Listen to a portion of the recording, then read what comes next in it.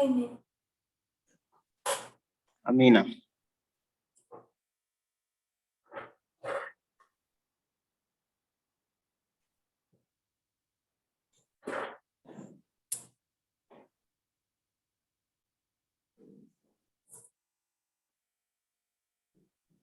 I have said before, I think a few weeks back, Nimesema hapo awali, nafikiria majuma kadhaa hapo nyuma. I'm working on a project to collate all the presentations that I've done since May 2020. Jaribu kushughulikia swala hili, ndiposa nipate kuweka mafunzo ambayo nimefanya kuanzia Mei mwaka uliopita wazi. It would be written like put out in a document like a PDF document. Mafunzo haya yatawekwa katika maandishi, ikuwe kama nakala hivi. And it'll list all the presentations in chronological order with what developed in each presentation. Na itajaribu kushughulikia kila kitu ambacho kilizuka katika kila funzo. To try and put some order into the year that has been 2020 and 2021. Jaribu kuweka mambo yaliyofanyika katika mwaka uliopita na mwaka huu katika. But that isn't yet ready. Lakini swala hili halikamilika. So the presentations that I'm doing at the moment, today's presentation. Basi mafunzo ambayo nafanya leo.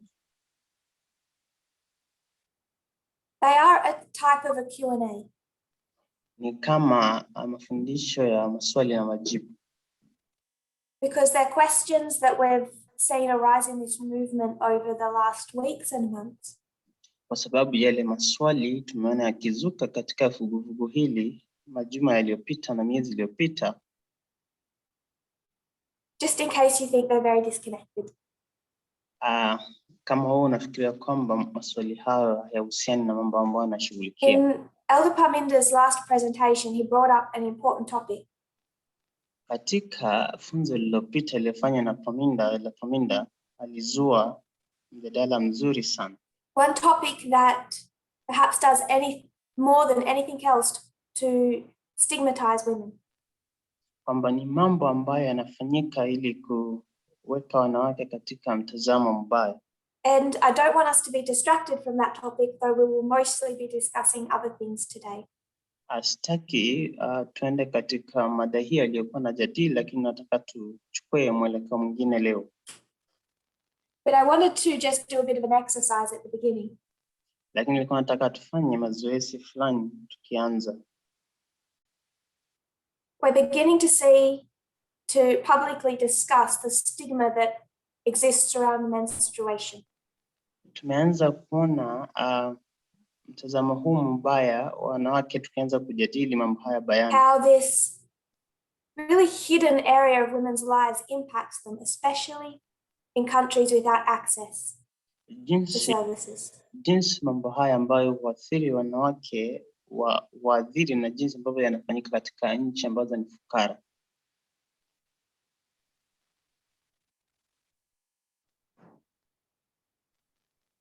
And we've really only begun to enter into that discussion. Na tumeanza kuingia katika mjadala huo. Like any form of stigma, it takes a long time to eradicate. Kama vile kuwekwa katika mtazamo mbaya kwa wanawake wote inachukua muda. Not just in the minds of the prejudiced. Si tu katika fikra za hawa watu. But the layers of damage even in the women themselves. Lakini ile hali ya uharibifu mambo haya yamefanya katika hata wanawake wenyewe. To start being able to speak about what you were taught was shameful. Kwamba tuanze kuzungumzia mambo haya hata kwa wale ambao walifikiria ni mabaya kwao. I'm not naive. I know that's going to take months for this movement to get anywhere on. Anasema kwamba yeye si mjinga kwa mambo haya yatachukua miezi kadhaa ndipo tupate kuyapata sawa.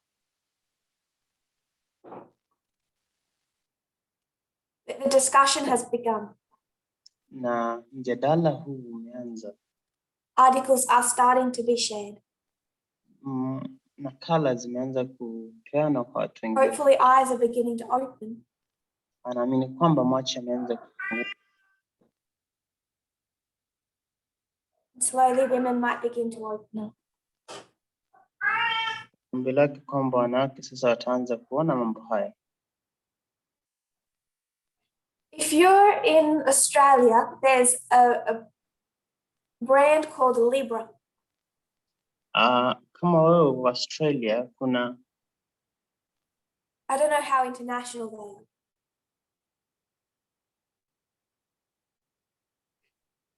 But they provide these menstruation pads, tampons, those types of things for women. Kuna shirika fulani katika nchi ya Australia ambao wanapeana vitu hivi kwa wanawake za kutumia katika hedhi. And around the wrapping, they've tried to make it fun for women.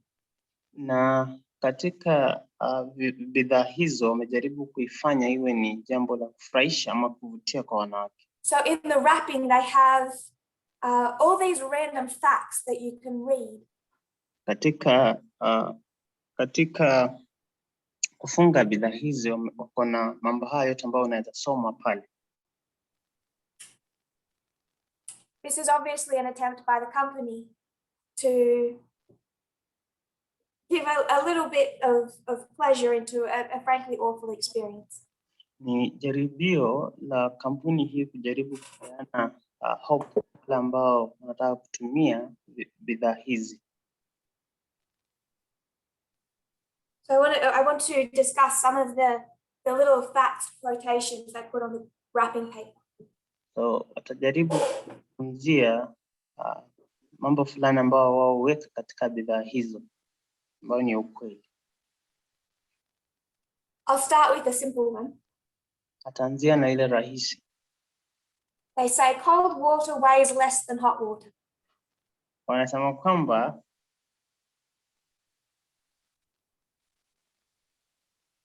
is that true?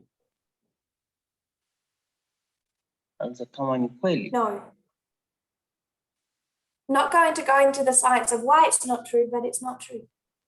Anasema kwamba jambo hili si la kweli hata kama haendi katika sayansi But it's relatively harmless. Kwamba si jambo la kudhuru. Another little fact they put on the wrapping. Kweli ingine ambao watu huweka katika bidhaa hizo. They say men sweat 40% more than women. Wanasema kwamba wanaume hupata kutoa jasho kiwango cha 40%. Is that true? Wanawake. Hiyo ni kweli. I haven't shared the sources. Hajafanya kutupea. So I'll just paraphrase. Basi atapeana nukuu hii. Pakimtasari tu. The research shows that men and women do not sweat differently. Uchunguzi unaonyesha kwamba wanawake na wanaume hawatoi jasho kwa jinsi ya tofauti. When you take away any differences that relate to body size and shape, unapochukua tofauti ambazo zinatokea katika jinsi ambapo mtu anatoshana, find that men and women sweat the exact same. Unapata kwamba wanawake na wanaume hutoa jasho kiwango kile kile. Which makes sense. Ambayo sweating is part of the body's safety mechanism. Kutoa jasho ni baadhi ya kusaidia mwili. We all need it. Kila mtu anahitaji. So this fact. Men do not sweat more than women. Basi si kweli kwamba wanaume hutoa jasho. In cases where they do, it's because of a particular body shape. Kuliko wanawake. Na katika viwango hivi ambavyo wanawake hutoa jasho zaidi ni wakati mwili wao ni mkubwa kuliko wengine. Another fact. Jambo lingine. Women blink nearly twice as much as men. Kwamba wanawake hutoa damu mara mbili zaidi ya wanaume. Is this true? Jambo la kweli. Now this one's more problematic. hii ina shida kuu. They don't fully understand why. Ndio elewe mbona. But they can see women do blink a bit more. Pale ambapo wasemi kwamba wanawake hufunga jicho. Some people believe it's because in those circumstances, women are more likely to be nervous under test. Watu huamini kwamba wanawake wana muda mkubwa wa kuwa wenye Someone says men made from soil. Kuliko wanaume. Mtu amesema kwamba wanaume wameundwa kutoka kwa udongo. Women made from bone. Na wanawake wameundwa kutoka kwa mifupa. You think the whole body of Eve was formed from one rib? Kwamba ni mwili wote hao ambao uliundwa kutokana na mifupa ya Adamu. That God stretched that rib and formed the whole of woman from a rib. Ama kwamba ile rib ilisaidia kuunda mtu mkamilifu, mwanamke yule. And what was that rib made of? Na hiyo rib ile ilikuwa imeundwa na nini? Na udongo. But you have it, thus saith the Lord. Na hilo fungo pekee. I won't get into the text, but the whole of woman was not made from one rib. Na anasema kwamba mwanamke yule hakuundwa na mbavu tu. Even if that became part of her. Lakini mwili wake ulikuwa part of hiyo mbavu. That rib was only soil anyway. Na hata kama ni hivyo, mbavu hiyo ilikuwa imetengenezwa kutokana na udongo. So men and women were made from soil. Basi wanawake na wanaume waliundwa kutokana na udongo. Men and women were made from the exact same thing. Kwamba wanawake na wanaume waliundwa kutokana na kitu kile kilikuwa inafanana. Women do blink more than men. Kwamba wanawake hupata kupepesa macho ama kufunga na kufungua. Some studies show that women blink about 14.9 times per minute. Mara mbili zaidi ya wanaume.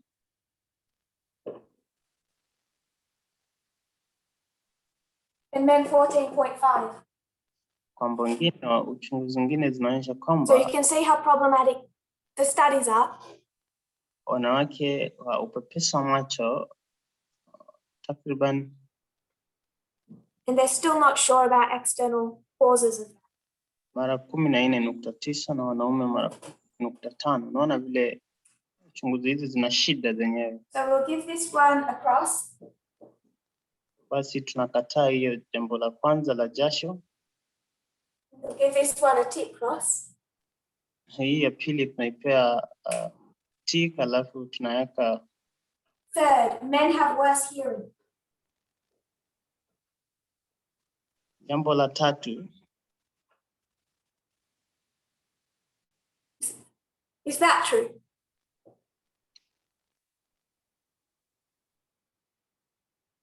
Young boys and girls have identical hearing.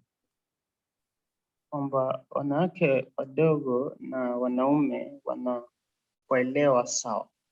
Kusikia sawa na masikio. And yet they can see that many men's hearing. Na bado wanaweza ona kwamba wanaume wengi masikio yao ama kusikiliza kwao. It becomes quite damaged as they grow older. Kwamba inaendelea kuharibika wanapozeeka. The problem is why. Shida ni mbona. Is that because they are men? Kwa sababu wao ni wanaume. Or is that because of some of the industries that a lot of men work in? Ama ni kwa vile industry tofauti ambazo wanaume hufanya kazi kwao, kuna kelele mingi. And when you take a large group to test, unapochukua kiwango kikubwa cha watu kufanya uchunguzi, and some of those men worked in construction, na wanaume hao wengi hufanya kazi katika mambo ya, and then you test all these 50, 60-year-old men and women, na wanapofika katika umri wa miaka 60 Ukichukua wanaume na wanawake katika umri you're huu, going to find hearing loss more in men than in women. na utapata kwamba wanaume wengi watakuwa na shida ya kusikiza kuliko wanawake. You can find a quote about that from the associate professor at Johns Hopkins University. Na kuna nukuu ambayo utapata kutokana na profesa fulani kutoka chuo hicho kikuu ambacho ametaja. The last example I'll give. Mfano wa mwisho ambao peana. Women say 7,000 words on average. Kwamba wanawake huzungumza maneno takriban 7,000. Men 2,000. Maneno. Where does this come from? Swala hili limetoka kutoka wapi? An article shared on the media broadcast 2 days ago. Katika nakala hii ambayo amepata kutumia, I'm going to assume that you have all read it with your good priests. Natamani kwamba kila mtu ako The tayari. book was written in 2006 titled The Female Brain. Kitabu hiki kiliandikwa mwaka 2006. Imeandikwa bongo. So you know what this book is trying to do. Ya wanawake. Basi unajua kile ambacho kitabu hiki kinajaribu kufanya. The author is arguing that there is a distinct female brain that is different to a male brain. Na watu ambao wanajaribu kuleta mtazamo kwamba bongo wa wanawake ni tofauti na ule wa wanaume. In this book, the author claims that women say about 20,000 words a day while men say 5,000. Katika kitabu hiki wanajaribu kusema kwamba wanawake husema maneno takriban 7,000 ilhali wanaume husema. Every time you see this statement made, they give widely different answers for how much we speak. Ilhali wanaume huzungumza takriban maneno 5,000. Kila mara ambapo wanasema mambo haya, kila mtu hujaribu kutoa sababu yake tofauti mbona mambo haya ni hivi. Some claim women speak 4,000 words, some up to 25,000 words. Wengine hujaribu kukadiria kwamba wanawake huzungumza takriban maneno 4,000 If you're going to have a scientific study that goes from 4,000 to 25,000, if that's your variable, there's a problem with your study. Kama unajaribu kufanya funzo ama uchunguzi na unapata kwamba unakadiria kutoka 4,000 hadi 25,000, basi unajua kwamba funzo lako ama uchunguzi. But the problem is none of this came from an academic or scientific study. Na shida ni kwamba mambo haya yote hakuna ile ambayo imetoka katika utafiti wa sayansi. When the author, a woman, wrote the book The Female Brain, unapoona mwandishi mwanamke ameandika kitabu akisema kwamba ni bongo wa mwanamke, she took that part about how much men and women speak. Alichukua sehemu hiyo ambayo inasema wanawake huzungumza zaidi na she lifted it straight from a self-help book. Alichukua mambo haya kutoka kwa mtu alifanya uchunguzi wake wa kibinafsi. Straight from a self-help book, no academic study for reference, no scientific study. Alichukua maneno hayo kutoka watu ambao walikuwa wanafanya utafiti wao binafsi na a linguistics professor at the University of Pennsylvania took her up on this. Hawakupata kufanya utafiti mzuri wa mambo haya. Mtu mmoja anachukua mambo haya ambayo ni he wrote a newspaper article about it. Mtu ambaye ni mchunguzi wa mambo ya lugha aliandika jarida. She was forced to remove the claim from the book. Iposa apata kutoa kukadiria huku kutoka kwa kitabu hicho. But as this article says, the damage is done. Lakini katika kitabu hiki anasema kwamba uharibifu ushafanyika. This is how myths about men and women acquire the status of fact. Hivi ndio maana mambo haya ambayo si ya kweli kuhusiana na wanawake na wanaume huenezwa. A linguistics researcher and a psychologist undertook 56 studies. Huyu mtu mwingine ambaye ni mchunguzi wa lugha, mambo ya sosiolojia, alifanya Out of 56 studies, katika uchunguzi wake wa 56 hivi, they found in the 56 two studies that showed women talked more than men.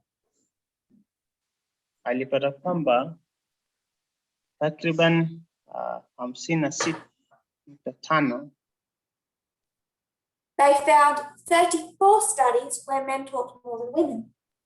walipata kwamba katika uchunguzi wao kwamba huwa 56 They found 16 studies where they talked the same. Kwamba kuna 2 ambao wanawake waliongea zaidi ya wanaume, kuna 16 ambao wanawake na wanaume waliongea, And 4 studies that showed no discernible pattern. 16 ilionyesha kwamba wanaongea kiwango sawa, 34 ilionyesha wanaume waongea zaidi kuliko wanawake, na 4 ilionyesha kwamba what they did discern that the degree to which people spoke was not dependent on their gender but their status. Kwamba waligundua kwamba kile kiwango ambacho watu huzungumza akikui kwa sababu ya jinsia. If you had a group of people in whatever setting, the people that had the highest status did the most talking. Basi shida itatokea jinsi ambavyo mtu mwenyewe huzungumza maneno fulani, si kutokana na jinsia. And in a lot of worldly settings, status would be male. Na katika sehemu zingine mambo haya yatarejelewa. The damage that theory does. Uharibifu ambao mambo haya hufanya. At least for me, it's easily visible. Kwa kiwango cha urahisi kwake ambaye ni bayana. I have over the last 2 years talked to quite a lot of men and women. Katika miaka 2 hii iliyopita amepata nafasi nzuri ya kuzungumza na wanawake. And it doesn't matter how little a woman says. Haijalishi mambo yake ambayo, especially at the beginning. Asua katika mwanzo. They always apologized to me. Kila mara wamepata kuomba msamaha. I would talk with men easily, freely. Na ameweza kuzungumza na wanaume katika njia ya rahisi. But somewhere in my conversations with a lot, if not most women, na katika mawasiliano yake aswa katika mengi ya wanawake, somewhere in that conversation would get to a point where they'd apologize for speaking. Walipofika mahali wanawake walifikiria kwamba ni vizuri kuomba msamaha. But it makes young girls and then women feel self-conscious. Inafanya wanawake wadogo kujihisi kwamba wanajitambua. The ridicule, humiliation that can come from being accused, especially publicly, of talking too much. Na unyanyapaa ambao hutokea kutokana na kujaribu kuambiwa kwamba like a woman, kama vile wanawake. People don't realize the damage that. Watu hawaelewi uharibifu wa mambo haya. How much women start to believe those same things. Ni jinsi ipi wanawake waanza kuamini mambo haya. Because a woman wrote a book and said that, a book designed to be read by women. Kwa sababu mwanamke aliandika kitabu na akasema mambo haya yalisomwa na wanawake. And funnily enough, it was a male professor that fought her on it and had it removed. Na ni kustajabisha kwamba ni mwanaume ambaye alikuwa profesa ndiye alizua sauti kupinga mambo haya, kwamba si kweli. So this company that it should be there to empower women, kampuni hii ambayo inafaa kusaidia wanawake, about half of the information, the fun facts that they are sharing are either problematic or just wrong. Nusu ya mambo ambayo wao jaribu kueneza kwa wanawake hawa ni si ya ukweli ama ni wrong kabisa. And young girls being told you're different, you're different, you're different, you're different. Na wanawake wadogo wameambiwa nyinyi ni tofauti, mko tofauti, mko tofauti. And when we're in a culture that already discriminates, na tuko katika society ambayo kwa kiwango kikubwa what damage does that do? imepata kuwa na To unyanyapaa train little girls just entering puberty through these products that they are different. Jambo hili lila unyanyapaa mkuu, wanawake wadogo kiingia katika umri wao kuelewa kwamba Their bodies already are. wao ni tofauti kuliko That's why they just had a period. Sababu ya tofauti hizi ndio maana It's not about whether or not we're different. Swali si kwamba sisi ni tofauti ama si tofauti. It's about how different are we really? Swali ni hili, ni jinsi ipi ambayo sisi ni wa tofauti. How wide is the extent of the difference? Ni upana upi tofauti hizi zipo? And what does it fundamentally mean? Na katika kiwango cha asili mambo haya yanamaanisha nini? Ama tofauti hizo. I want to give you another fact that is not on these products. Nataka kutupea jambo lingine ambalo haliko katika bidhaa hizi. One that I found myself. Ile ambayo alipata yeye mwenyewe. Caucasian men are twice as likely to be colorblind as men from Asia. Kwamba wanaume kutoka sehemu fulani wana sehemu kubwa ya kuweza kuwa hawaoni kuliko wanaume. And Caucasian men are 3 times as likely to be colorblind as men from Africa. Kwamba wanaume hawa kutoka sehemu hii inaitwa Caucasian wana sehemu kubwa ya kuweza. Whenever you take a group of people and divide them up, unapochukua kikundi fulani cha watu na upata kukigawa, because there are physiological differences between men from Asia and men from Europe. Kwa sababu kuna tofauti za kimaumbile kutokana na wanaume kutoka sehemu fulani kutoka sehemu. You will start to find sometimes unexplained physiological differences between those group sets. Ukifanya hivyo unaanza kupata mambo ambayo huwezi eleza kibayana yanamaanisha nini sio katika tofauti zao. But nowhere do you find someone writing a book. Lakini hakuna sehemu yoyote ambayo utaeleza kwamba mtu fulani anaandika kitabu talking about the brain of a man from Africa and the brain of a man from Europe.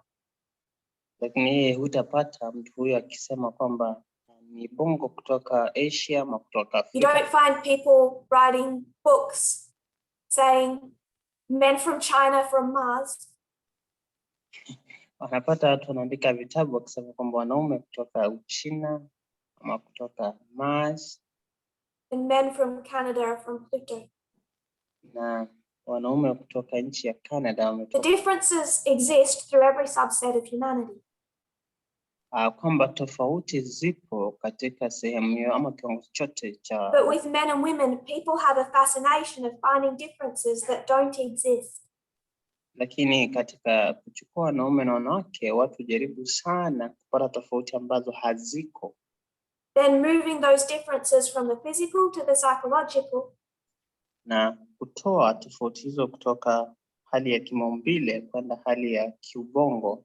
And then blowing the implications way out of proportion. Na kujaribu kuleta maana ya mambo haya kuwa ya upana ama ya jambo kuu. And you know that if someone was to write a book about the difference of a man's brain in South Sudan. Na unajua mtu akijaribu kuandika tofauti ya bongo ya mwanaume katika compared to a man from Germany.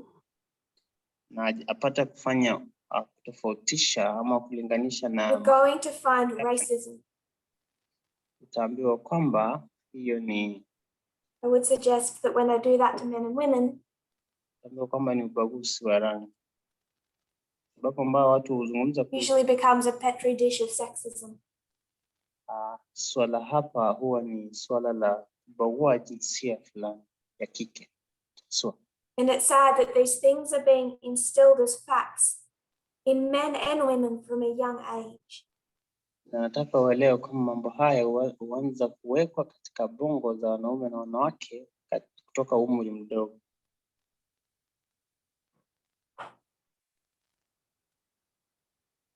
So I want to talk about the terms brother and sister again. Atazungumzia swala la kaka na dada tena. I've had good questions and good discussion over the last 2 weeks.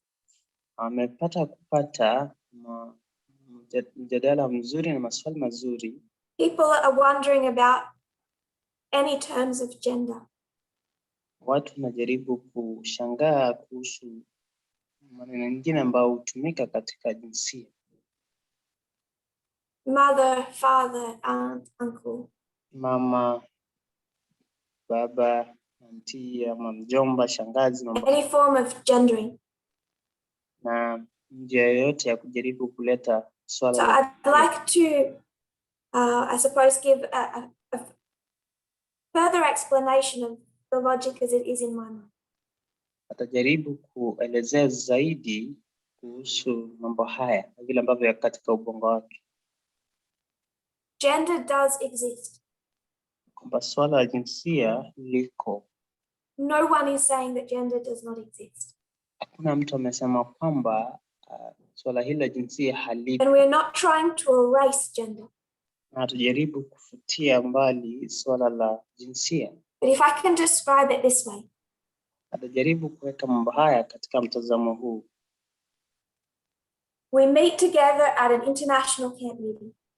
Huwa tunakutana katika makambi ya kimataifa.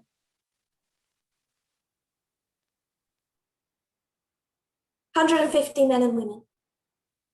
Sana watu 150 wanawake na wanaume. Now, if I take an interactive Q&A in that meeting. Na akijaribu kufanya kipindi cha maswali na majibu ambacho anahusisha watu wote. We're interacting, all of us. Kila mtu anajaribu kuhusishwa. Then I say, Sister Gabriella. Alafu aseme dada Gabriela. Brother Esteban.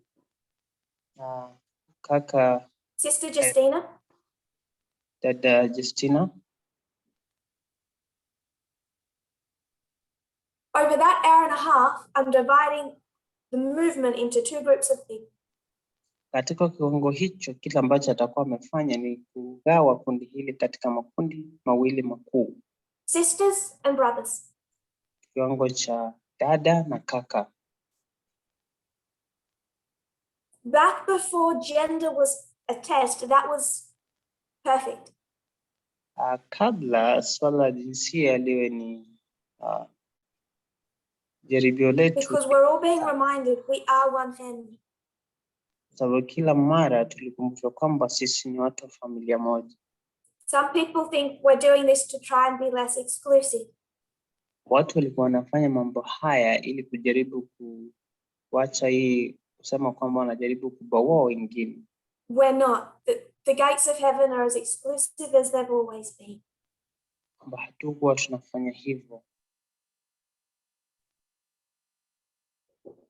We don't get a say on that. Hatuzungumzii swala hilo. It's not less exclusive. Kutumia majina haya imaanisha kwamba unajaribu kubaua kwa kiwango cha chini. We're not trying to eradicate the existence of gender. Hatujaribu kutoa ama kufutilia mbali swala la jinsia. The point I was trying to make was that while that was a good practice for the last 2000 years. Le jambo ambalo alikuwa amejaribu kusema kwamba wakati mambo haya yalikuwa mazuri kutumia katika kipindi. We're in the time period when God is trying to show us just how wrong we understand it. Katika kipindi cha hapo awali sasa tumefika sehemu ambayo Mungu ametuambia jinsi mambo hayo ni vibaya kuyatumia kama majina hayo. How warped our perceptions of gender really is. Ama jinsi vile ambavyo tuna mtazamo zaidi kuhusu And mambo. all we're trying to do is take gender from being this big of a division between men and women. Na kile ambacho tunaweza jaribu kufanya ni kuchukua jinsia kuwa ni mgao kuhusu wanawake na wanaume tu. To this big of a difference. Na tofauti ni ndogo sana. To stop people bringing the physical into the psychological. Kuachisha watu kuleta mambo ya kimaumbile kwa mambo ya fikra. And undo the prejudices and stigma that has arisen out of people thinking that women are so very, very different. Mambo haya imefanya watu kufikiria kwamba wanawake wameumbwa tofauti na wanaume. That gender is not the characteristic that defines you. Kwamba jinsia si tabia ambayo inaonyesha. You list all the things that define you. Hivyo kwamba vitu hivi vyote ambavyo your gender is not the predominant characteristic. Kwamba kama kuna vitu vingi ambavyo vinatuonyesha wewe ni nani, mojawapo haifai kuwa ni jinsia kwa kiwango kikubwa. It's about de-emphasizing gender in our brains. Ni kujaribu kutoa fikra hii ya jinsia katika bongo zetu. I'm not willing to go to a fellowship.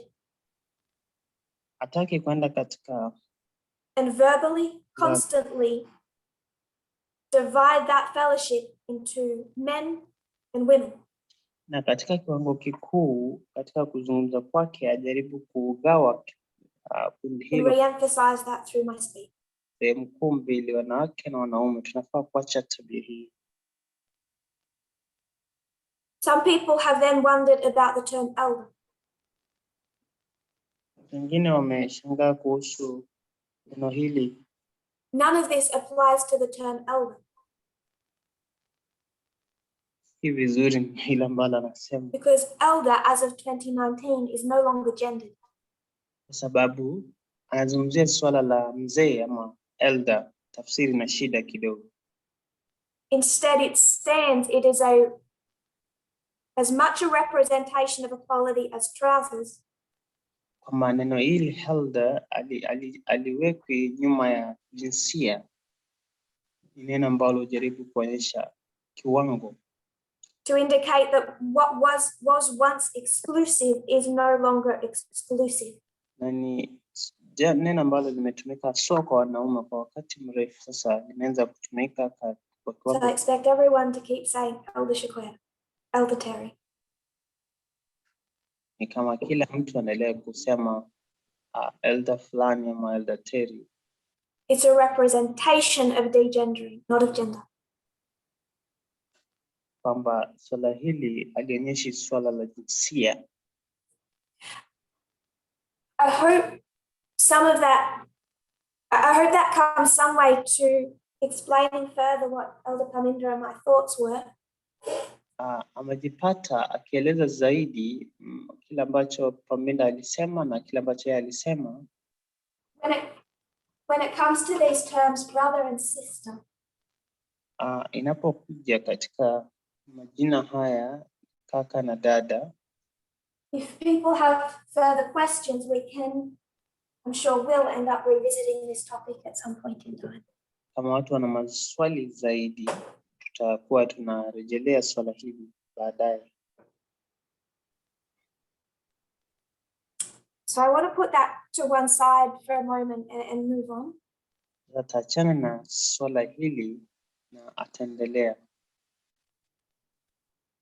Move on to a question that Elder Pamindra and I received during the week. Na waenda katika swali ambao walipata katika wiki hii. The questioner asked the following. Mtu aliuliza swali hili. He said, there's a point I do not understand. Alisema kwamba kuna swali ambalo sielewi. I, the questioner, I have the impression that we want to completely delete the sex identification limits. We want to erase gender. anakadiria kwamba sisi kama vuguvugu tunataka kutoa zaidi swala hili la kufutilia swala hili la jinsia. Is it still okay to identify a woman who has female genitals as a woman? Bado ni sawa kutambua mwanamke au mtu ambaye ana viungo vya siri vya wanawake kama mwanamke. As much as we are willing to delete these differences, there are physical differences that remain. Kwamba hata kama tunafanya juhudi kutoa utofauti huu, bado kuna mambo ya kimaumbile ambayo hubaki kuwa tofauti.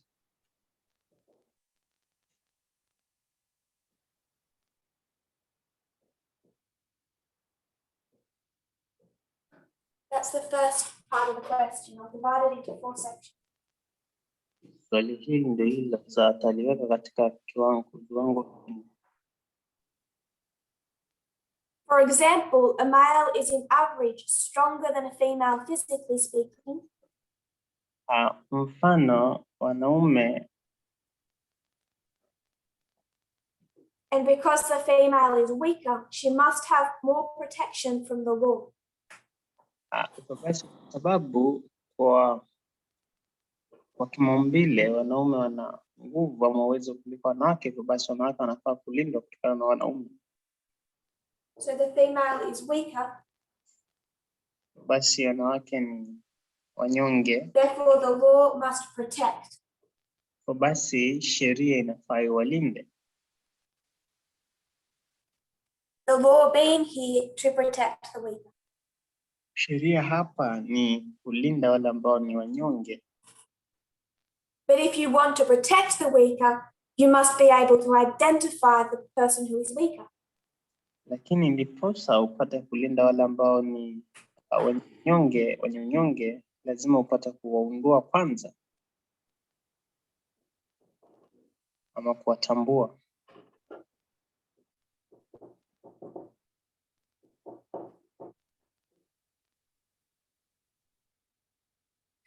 So physical differences between men and women. Basi tofauti za kimaumbile za He has the thought that we're trying to erase the fact that there are physical differences. Na jambo hili ambalo mtu anajaribu kuzua kwamba tunajaribu kufutilia mbali tofauti. He gives an example of that to say that women are weaker. Mfano ni kusema kwamba wanawake ni wanyonge. And the law is designed to protect the weak. Kwamba sheria imetungwa ili kuwalinda wale ambao ni wanyonge. But we must be able to identify who the weaker people are.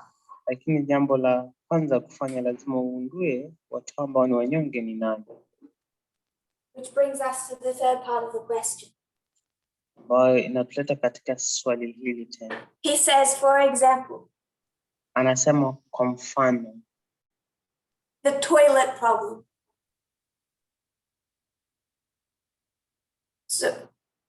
So he says that like he knows that we know what he's talking about.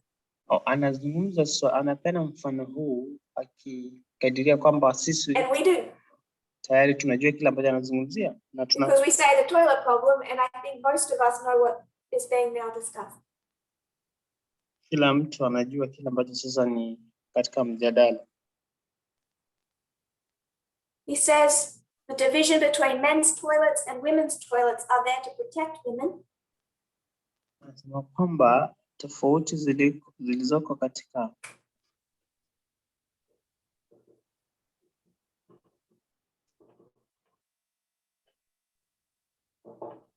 and if you were to break down this division into men using men's toilets and women using women's toilets,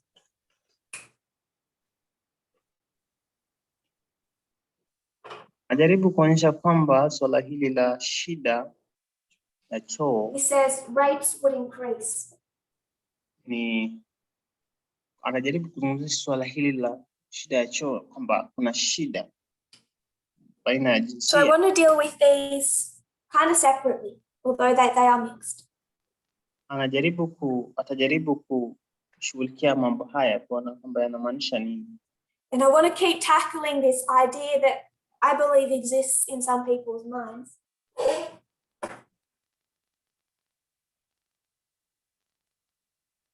atajaribu kuonyesha tofauti ya mambo haya ama yanamaanisha nini. That this is a movement of young people who understand equality and older people who are slow to get it if they get it at all. Na anajaribu kupeana mambo haya akiwa na fikira hizi kwamba hili ni vuguvugu la watu ambao wanaelewa mambo ya Just to tackle that a little further, this question was asked by a young person in the movement. Na watu wazee pia katika vuguvugu ambao wanang'ang'ana kuelewa mambo haya usawa. Swali hili liliulizwa na mtu mchanga. I know that there are older people in the movement also who may be struggling with some of the thoughts expressed in this question. Najua kwamba kuna watu wazee ambao pia wanaweza kuwa na shughulika na swala hili. But the person to voice it was a young person.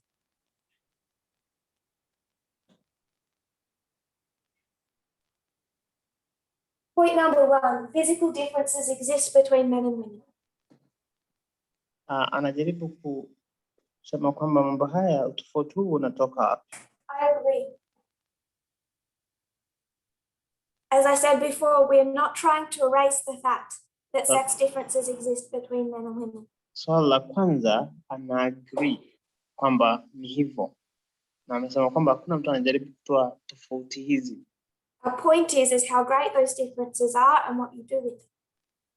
Na shida ni kwamba ujaribu kuelewa tofauti hizo ni zipi na unajaribu kufanya. So I'm not going to spend much time on point number 1.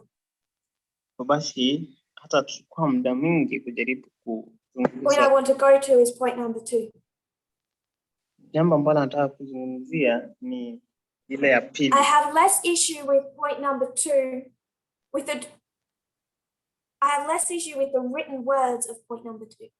Hana shida kuu na kile ambacho kimeandika katika sehemu ya pili. I have more of an issue with what is implied with point number 2. Akona shida na kile ambacho kinakusudiwa katika kipengele cha pili. Perhaps this has just come with experience. Labda swala hili limekuja kutokana na. But what has been quite obvious since 2019 through 2019 to today. Swala hili limezuka kutoka na wamepata is that when you dissect and diffuse every argument that people have the sexism, unaanza kuelewa kila shida ambayo watu wanayo katika mambo ya jinsia. This is always what they fall back upon. Ambayo ni watu wengi huenda katika. Men are stronger, women are weaker. Therefore, men are designed to lead and women are designed to follow. Wanaume wana nguvu, wanawake hawana, basi wanaume wanafaa kuwa viongozi au wengine wafuate. As if the best world leaders have always been the strongest ones. Watu wasema mambo haya kufikiria kwamba wale viongozi wakuu katika ulimwengu wamekuwa na. I just had the mental image of Putin shirtless on a horse again.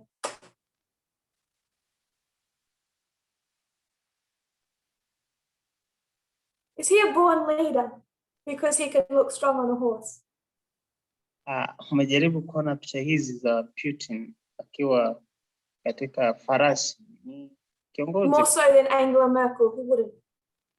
Sababu ni kiongozi kwa sababu alizaliwa kuwa kiongozi, na ukimtofautisha ama kumlinganisha na Angela Merkel. I'm not saying the questioner is doing this, but this is what happens over and over again. Asemi kwamba wanauliza swali anafanya hivi, lakini hiki ndicho hutukia mara kwa mara. If there's a physical difference, what do you do with it? Kama kuna tofauti ya kimaumbile, unafaa kushughulikia swala hilo vipi? And people move the physical into the mental and the spiritual. Watu hutoa mambo haya kutoka kwa kiwango cha kimaumbile wanaleta katika kiwango cha kufikiria ama kiubongo. And then they'll go to nature.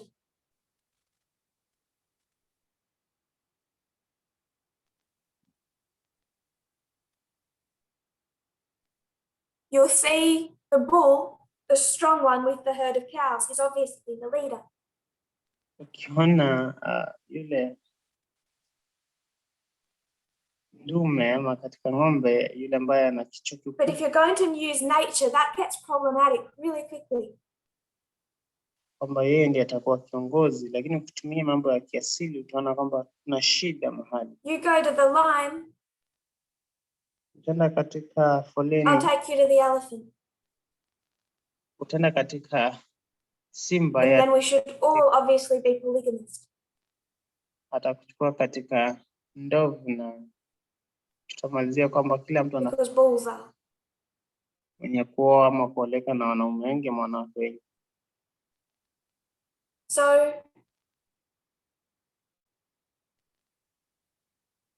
that's how this argument has been repeatedly used in this movement. Mambo haya yamepata kuletwa katika vuguvugu hili mara kwa mara kwa njia hii. When people say men are stronger, it's not just the statement men are stronger, it's what they imply with that. Watu wanaposema kwamba wanaume wana nguvu, si kwamba ni kweli, lakini mambo ambayo wamepatiwa mambo katika ubongo zao. Just to address the runaway chat section. Najaribu kushughulikia swala moja ambalo limezuka katika watu kuandika ujumbe. People are 20 minutes behind.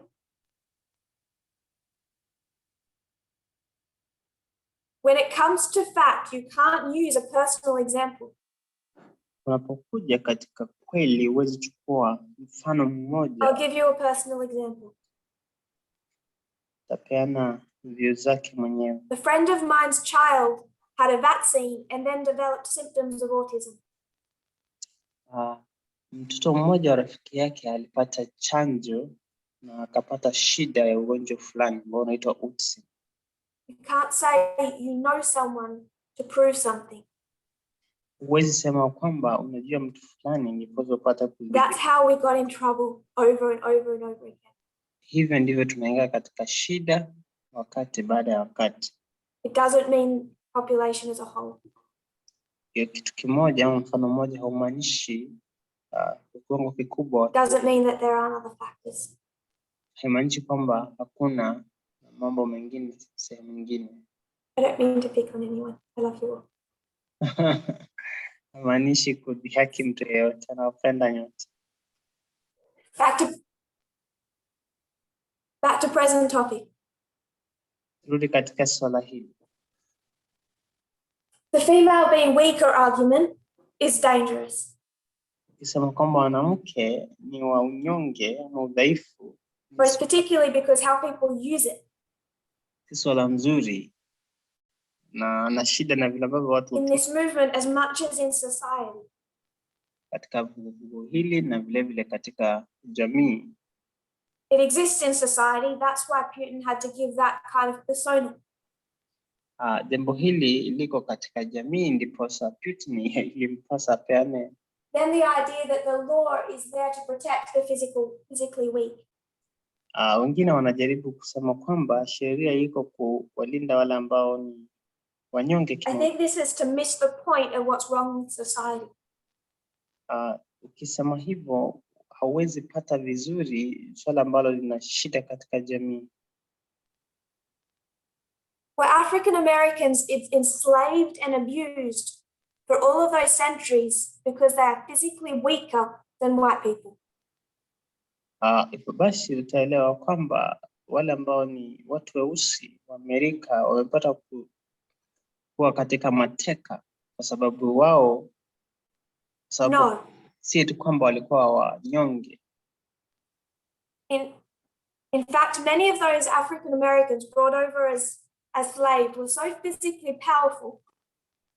Kwa kiwango kikubwa wale ambao walipitia mateso au mateka katika Amerika wa weusi. That along with the fact they had this melanin that protected them more from the sun. Walikuwa na maumbile mazuri kuliko wengine. Walikuwa na kemikali hii ambayo ilikuwa inawalinda kutokana na. It was seen as evidence that they were meant to work in the fields and treated like beasts. Wengine wakaona kwamba ilikuwa ni kwamba wanafaa kufanya kazi katika kazi ngumu na wengine wasifanye. Were the Jews discriminated against because of a physical weakness? Wayahudi walipata kubaguliwa kwa sababu ya jinsi ambavyo wanaonekana katika kimaumbile. The law is there to protect the vulnerable. Tunasema kwamba sheria iko pale kulinda wale But ambao. what makes people vulnerable is not physical weakness. Kile ambacho kinafanya watu hawana uwezo ama wawe wanyonge si vile ambavyo wanaonekana. It's social stigma, ni mambo ya unyanyapaa, discrimination, ya kubagua watu, conspiracy theories. na kusema vitu. The law should be there to protect Black Americans. Sheria inafaa kuwa ili walinde Muslims, Jews, Wayahudi, LGBT, watu wa kuoa jinsia moja, women. wanawake vile vile. None of that is because of a physical weakness. Hakuna sababu hapa ambayo inaonyesha kwa sababu watu fulani wana shida ya kimaumbile. All of that is because of a history of discrimination and bias that has caused untold damage. Kulindwa huu kama sheria hizi huwa kwa sababu ya historia mbaya ya kusumbua watu wengine ama kuwaweka mateka na unyanyapaa. When Robert Long took a gun and shot and killed 6 Asian women, jamaa huyu anaitwa Robert alipochukua bunduki akaua. Did he shoot them because they were weak and physically easy targets? Si kwamba alichaua wale ambao ni rahisi kuua. Did he target them because they had less muscle mass? Alienda kuua kwa sababu hawakuwa na misuli kama wanaume. Or is this incident and many other instances that don't get reported about stigma?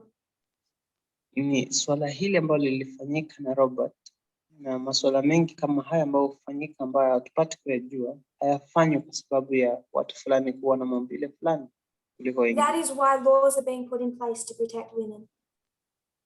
Tunasema kwamba ndio maana sheria inawekwa ili kuwalinda wanawake. So I do think that the questioner is missing the point about what the law is there to do. Anafikiria kwamba ile ambao anauza swali haelewi ni kwa sababu gani sheria ipo.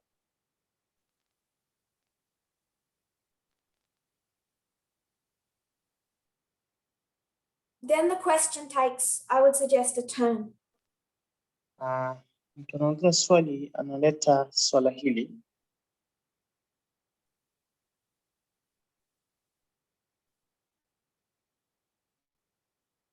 I would suggest here. Now, we're already over halfway through the presentation. Tushafika zaidi ya nusu ya funzo la leo. This is not something I can discuss in half an hour. Hili si jambo ambalo tutajaribu kujadili leo. Hopefully people are okay with something being begun and left and continued later on. Anakusudia kwamba watu wengi wako sawa na jambo kuanzishwa na kuacha kama halijakamilika kuendelezwa baadaye. Especially a topic this sensitive. Haswa ile mafunzo ambayo yana umuhimu mkuu kama haya. He says you need to be able to physically identify between the weaker and the stronger. Anasema kwamba unafaa ugundue ama utambue ni wapi wanyonge, ni wapi wenye nguvu katika kundi fulani. And then he says the toilet bowl. Na anasema shida ya choo. So if you're going to divide people just by physical strength, you are going to face a problem.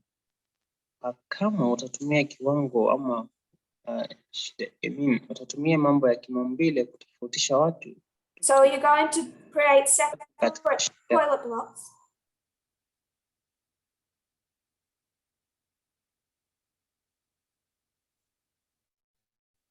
One for men from South Korea and one for men from South Sudan.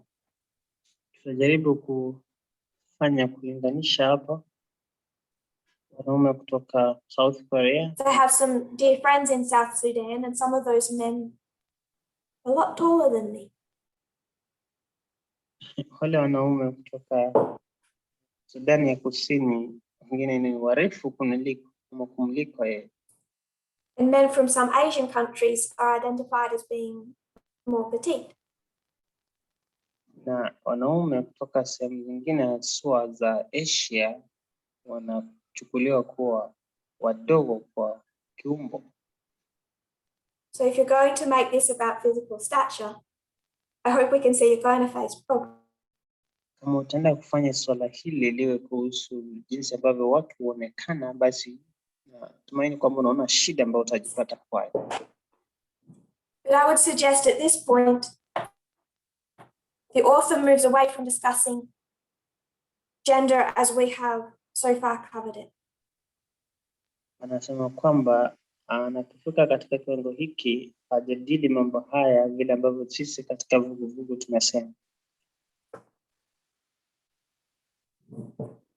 And the minute they mention the toilet problem, they're discussing trans.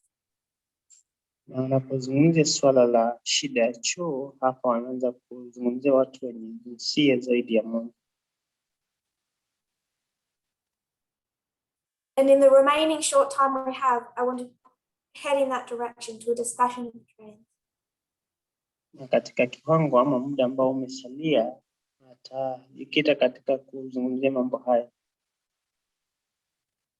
Now, when I started teaching in 2018, Nilianza kufunza Mei mwaka 2018 forcefully about gender in 2019. na swala la jinsia mwaka wa 2019. What is this, Waymark?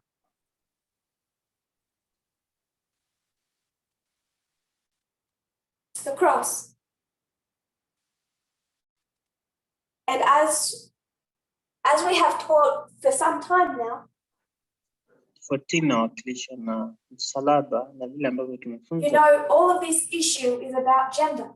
Kwa muda sasa tunajua kwamba kutoka kipindi cha nyakati za mwisho ni swala la The jinsia. problem the disciples had over here Ambayo wanafunzi wa Kristo walikuwa nao katika kipindi hicho baada is that they still don't get it. ni Because over here, naelewa sababu sorry, I've messed all that up.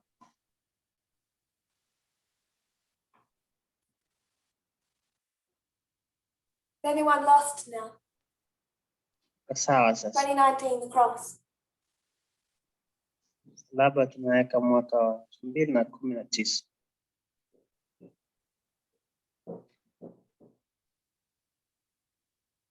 No one's lost. 2019, the cross, the test. 2019 msalaba ndio. Because back here, what we were given was 2 streams of information. Kabla ya 2019 kitu ambacho tulipatiwa ni sehemu 2 za ujumbe. And that hit every one of us hard. Na hicho ndicho kila mmoja wetu alikuwa nacho. Chemtrails, vaccines. Mambo ya chanjo.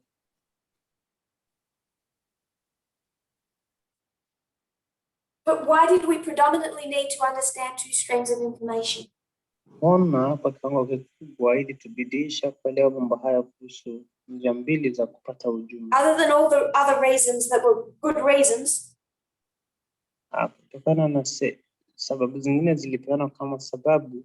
It had to do with how being in the wrong stream affected our perceptions of gender. Tulipata kuona kwamba kama katika kiwango kimoja cha kupata ujumbe umeathirika na swala. Because we didn't have a midnight cry message that was designed to teach you about Monsanto. Sababu hakukuwa na ujumbe wa kilio kikuu ambao ulikuwa essential oils. Kufunza kuhusu mambo fulani. It was about gender. Ilikuwa mambo kuhusu jinsia. So we needed to understand the danger of a wrong stream. Ilipaswa kuelewa hatari ya sehemu moja ya kupata ujumbe. And all the wrong ideas we had about gender. Na mambo yote mabaya tulikuwa nayo kuhusiana na. And what we have been saying for the last 2 years now, 3 years. Na jambo hili tumekuwa tukilisema kwa takriban miaka 2-3 sasa. Is that if you think we've arrived where we're fully relearned, what we haven't.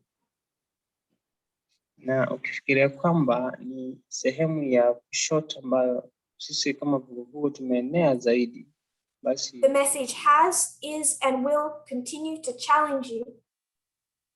Bado hujapata mambo haya, ujumbe huu bado utaendelea kukutatiza kama kupatia in all the areas where conspiratorial thinking, katika sehemu zote ambazo nadharia za uongo zipo, Babylonian evangelical thinking, fikiria kwa discriminatory thinking and conspiracy theories have impacted your brain. Sehemu yote ambayo mambo haya nadharia za uongo zimeweka katika akili yako zitapewa changamoto kuu. Don't get this far and give up on the learning process. Na isiende sana upate kuacha unapoendelea kusoma. As it has always been the unlearning and learning process. Tazidi kujifunza mambo tukiendelea katika safari hii. So I want to explain some foundational things before going further. Najaribu kueleza mambo ya kimsingi kabla ya kwenda hapo. We are not saying that gender does not exist. Hatusemi kwamba swala la jinsia halipo. We are saying, as a movement, biological sex exists, it's real. Tumesema kwamba sisi kama vuguvugu mambo ya tofauti ya biolojia yapo na yataendelea kuwepo. I'm now being more precise. I'm not saying gender, I'm saying biological sex. Hivi anajaribu kusema kwamba si swala la jinsia bali tofauti. No one is trying to say that biological sex does not exist. Kuna mtu amejaribu kusema kwamba mambo haya hayapo. What do I mean when I say biological sex? Na nini namaanisha anaposema kwamba kuna biolojia? It would be a sexual identity, male or female, that's assigned to you at birth according to your biology. Anajaribu kusema kwamba ni ile jinsia ambayo iliwekwa kwako ulipozaliwa. So I was born. Basi alizaliwa. The doctor looked me over. Daktari akamwangalia. Said her biological sex is female. Akasema kwamba katika kibiolojia watampa mwanamke. We believe that is real, it exists. Kwa jinsia yake akapewa mwanamke na tunaamini kwamba mambo haya yapo hivyo. So do trans people. Na kwa vile kwa kiwango kikubwa pia trans people recognize that biological sex exists. Na watu wa jinsia mbili ama zaidi na wao vile kutambua kwamba kuna tofauti wa jinsia. We all agree on this.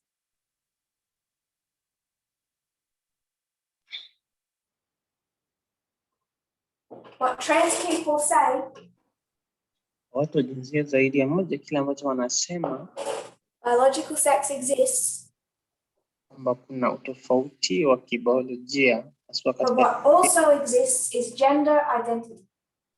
Na kile ambacho vile tambulika ni So I was born. Kutambua jinsia. Basi yeye alizaliwa. The doctor looked at my biology and assigned female. Na daktari akaangalia biolojia yake akampatia mwanamke. And as I grew and developed, I knew in my brain that I was female. Na alipokuwa alijua kwamba yeye ni mwanamke katika ubongo wake. To go back to the nature of man studies. Tukirudi katika mafunzo ya jinsia ya binadamu. The mind and the shell agree.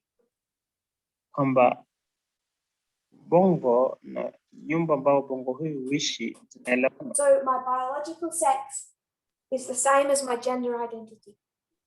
Kwa basi jinsia yake kibiolojia ni sawa na kutambulika. So I'm a cis woman. Mambo haya ni sawa. My biological sex and my gender identity are the same. Kama kuna usawa katika jinsia The kibiolojia, vast majority of people, tambua jinsia yake, as they develop, vile ambavyo wanazidi kukua, their gender identity does conform to their biological sex. kwamba kutambua kwa jinsia hakuambatani na But for a small minority of people, na jinsia yao kibiolojia, na katika kiwango they're kidogo born in one shell, biological sex, kuchukua sehemu moja ya jinsia ya kibiolojia, and as they grow, usually from a young age, na wanapokuwa haswa katika kiwango cha umri mdogo, they start to recognize that their gender identity, the mind, wanaanza kutambua kwamba kutambulika kwao kwa is jinsia not in agreement with their biological sex. kwamba haiambatani na kutambulika kwao People kibiolojia. start diagnosing this. I will turn off chat. This is not hormonal issues. Swala hili si swala la hormones, It's not hormones. si swala la hormones. It's not a mental illness. All of those things have been tried in the decades previous to now and done a lot of damage. Vitu hivi vimejaribiwa katika miongo mingi ama miaka mingi na vimepata kufanya Kind of like gay conversion therapy.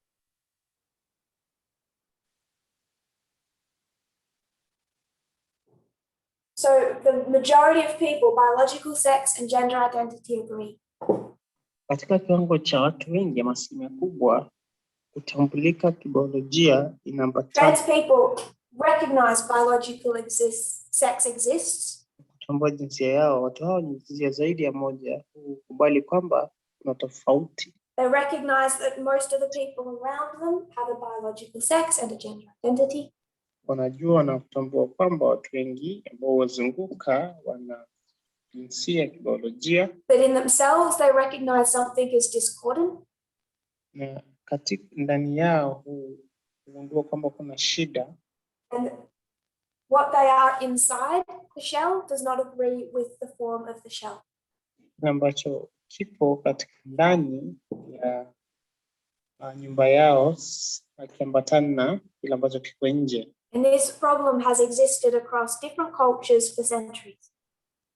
Na shida hii imekuwa katika jamii tofauti kwa miaka mingi.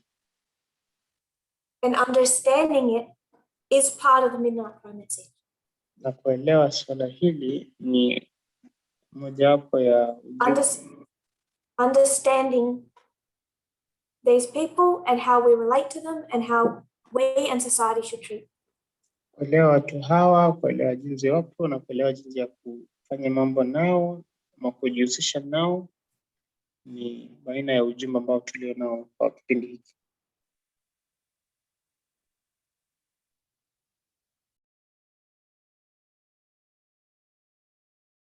I'm going to turn off the chat because I do think some of the comments are unhelpful.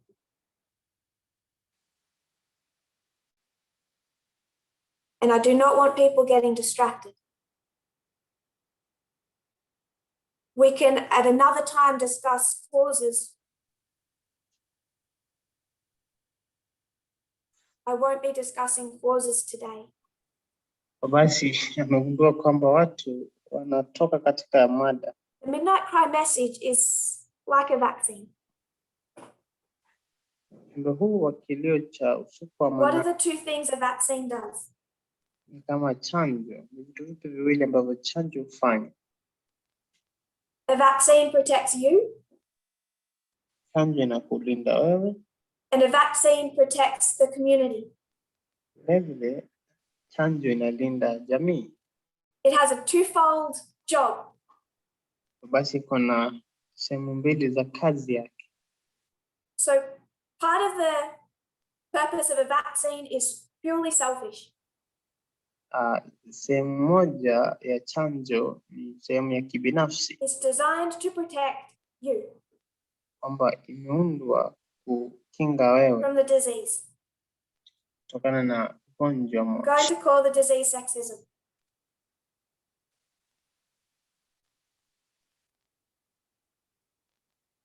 A woman receives the midnight cry message, the vaccine. Mwanamke amepata ujumbe huu ambao ni kuhusu chanjo. It's designed to protect and heal her. Kwamba mwanamke amepata ujumbe huu ni kama chanjo, umewekwa kumlinda yeye. It's also designed to be something that we share and we give to other people. Na inafaa kuwa ni ujumbe huu unafaa kufanya kuwa ni kitu ambacho utaambia wengine na kulinda wengine vile. So if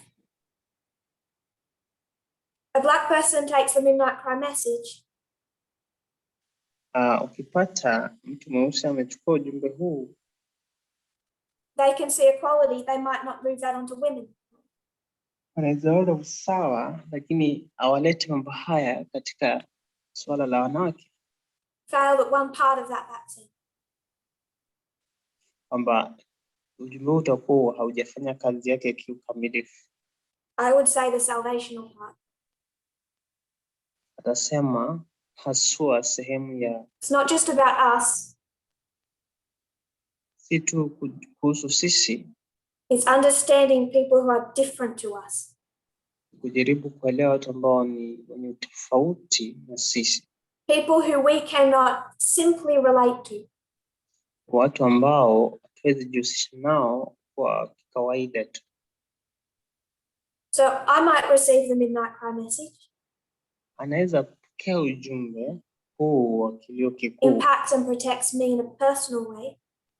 Ujumbe huu utamlinda na kumkinga kama mtu binafsi. Then I need to be able to give that same level of understanding, educate myself and have empathy to other groups of people. Vile vile anapaswa kupeana kiwango hicho cha kuelewa ujumbe huu na I don't know what it's like to be black in a racist world. Kuwa na huruma kwa watu wengine na kuwashughulikia vizuri. Hajui. Can understand sexism and just move that. Haelewi swala la kuwa mtu mweusi, lakini anakubali ujumbe wa jinsia. I do not know what it is like. Hajui vile vile inakuwa vipi to look at my body in the mirror. Ukiangalia katika kioo. And recognize that who I am inside does not agree with the sexual identity I see in my body. Kwamba jinsi anajiona haiambatani na jinsi ambayo yupo pale ndani ya mwili wake. Ignorance is excusable to a point. Utajua inakubalika katika kiwango fulani.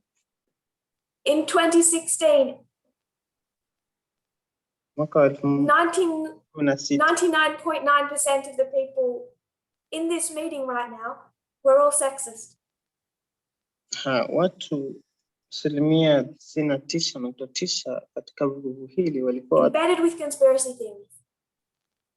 Walikuwa wanakubali nadharia za uongo. So if you still have ignorance when it comes to trans issues, basi kama bado utajua unapokuja katika mambo ya watu wa jinsia zaidi ya moja. it isn't my purpose to tear people down. Si kusudi lake kudhalilisha watu ama kuwa. But just as gender relates to women, gender relates to trans. Vile jinsi swala hili la jinsia linahusiana na wanawake, vile vile linahusiana na watu wa jinsia zaidi ya moja. And much depends on people's willingness to get out of the wrong stream. Inajikita katika haswa watu kupata ujumbe kutoka sehemu. Shake off everything you've imbibed from it.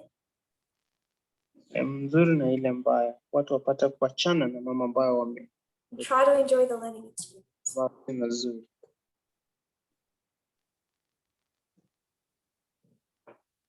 For a small minority of people, their biological sex and their gender identity do not agree. Ama kiwango hichi cha watu wachache ambao wanapochiangalia nje na ndani hakuna kuambatana. I'm not going to go into causes of that disagreement today. Hata shughulikia sababu ya tofauti hizo leo. I want to instead address history, the history of where this came externally. Tutajaribu kuenda katika historia. And even that will only just begin. Na hivyo tutakuwa tu tumeanza. Because when you look at LGBT issues externally, unapoangalia mambo ya watu wa jinsia moja katika, even in that group, the group subgroup of that group that receives the most discrimination is people who are trans. Na ukiangalia baina ya watu hao, kiwango cha kikubwa cha watu ambao hupata kubaguliwa ni wale ambao wana zaidi ya jinsia moja. We look at 2014. Katika mwaka 2014. But 14 is really just the starting point. Kabla kufanya mafunzo, we're going to head into 15 and 16. Kama tupitie mwaka 15, 2015, 2016. What are some things that happened in 2014, 15 and 16? Na mambo fulani yalifanyika mwaka 2014, 15, 16. This 2-3 year period. Miaka hiyo miwili mitatu hivi. One thing we started addressing really in 2018 and 2019, particularly 2019. Tumoja tulianza kushughulikia mwaka 2018. 2015. 2015. Gay marriage. Swala la ndoa ya jinsia moja. The same time the USA is fighting over gay marriage. Wakati huo ambao Amerika inang'ang'ana na swala hili la ndoa moja. The Adventist Church is fighting over women's ordination. Kanisa la Kiadventista lilikuwa linapambana na swala la We've taught that at length.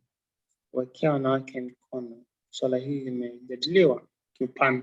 For reasons I won't go into today.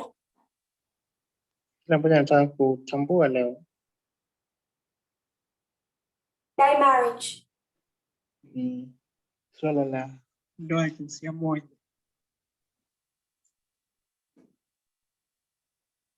The point in time when that became a major discussion and issue in the United States. Ile katika sehemu ambayo swala hili lilikuwa shida kuu katika nchi ya Amerika. Was 1989. Mwaka 1989. Reignited in 2009. Swala la ndoa ya jinsia moja mwaka 2009. Particularly came to a crossroads in 2013. Swala hili likatokea kwa njia ya uwazi mwaka 2014.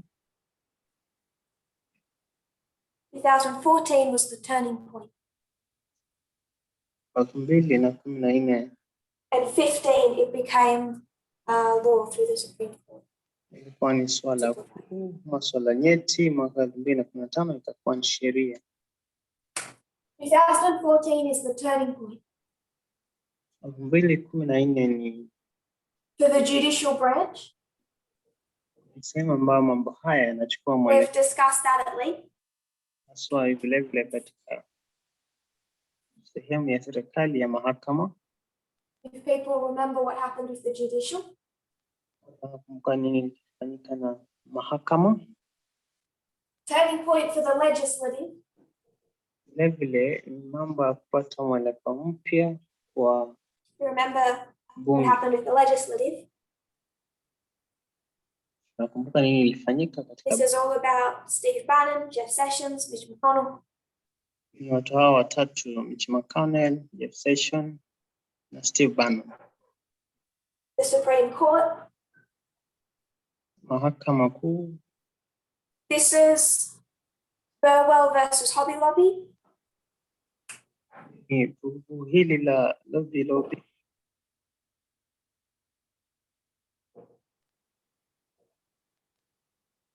Which was recognized by, what's her name? Ambayo ilipata kutambulika It was na recognized by RBG as a turning point on the separation between church and state. swala hili lilipata kutambulika na RBG Ruth Bader Ginsburg kuhusu Was also a turning point on all the subjects of gender. sehemu hiyo mwaka huo ilikuwa ni kupata mwelekeo mpya au mageuzi katika swala la jinsia Internally and externally. ndani na nje. What led to 2015 and what led to 2016. Hii ilikuwa ni chanzo cha mwaka 2015 16. Shared an article with the translators. Kuna nakala fulani hapa. If all the translators could open that article.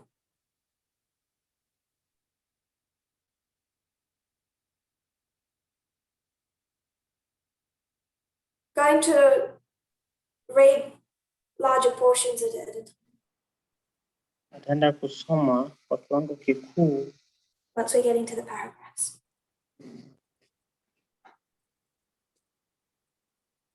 Bathrooms have become a huge political battleground in America. Mabafu zimekuwa uwanja mkubwa wa vita huko Amerika. Now I will comment, this is a 2016 article. Nakala hii ni ya mwaka wa 2016.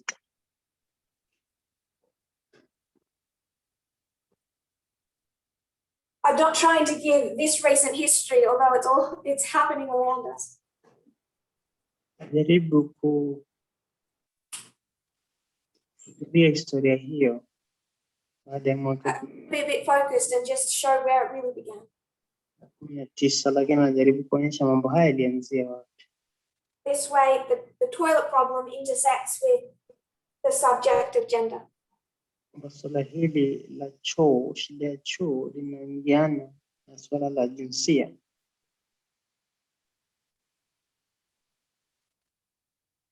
On Wednesday, remember this is in 2016, the Trump administration took its first major anti-LGBTQ policy action by rescinding a guidance that protected transgender students from discrimination in federally funded schools, and most controversially asked schools to let trans students use the bathrooms and locker rooms that correspond with their gender identity.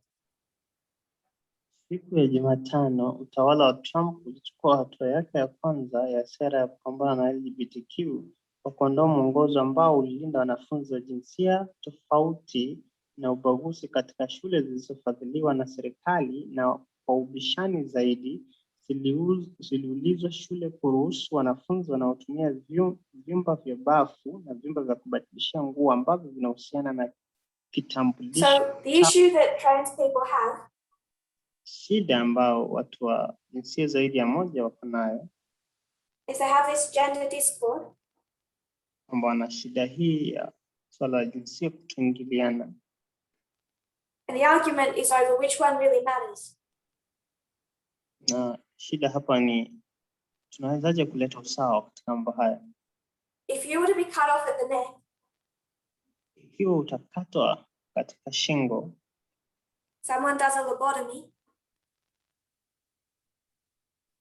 they have your brain wired up, mtu akiwa kichwa hicho, alafu mtu huyo atakuwa anakuwa na the brain can still think just like it thinks now. na ubongo huo mtu huyo ambaye akiwa kichwa hicho, Your baada brain, are you thinking as a man or a woman? Do you see yourself as male or female? utulizo, unajiona kama mwanamke au mwanaume.